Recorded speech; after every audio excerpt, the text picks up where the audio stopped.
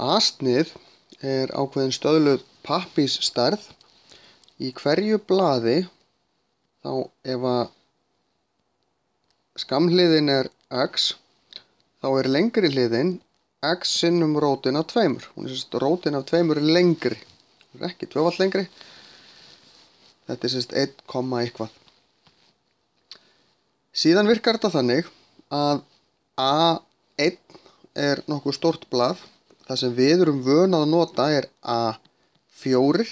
Það er svona venjuleg stór stílabók. Svona nokkurn veginn. En síðan er A3 tvöfalt stærri. Sérst, ef þetta er A4 hérna, þá er þetta A3. Og þetta er þá A2 og þetta er þá A1. Á sama hátt er A5 helmingurinn af 4, A6 helmingurinn af A5 og svo framvegis.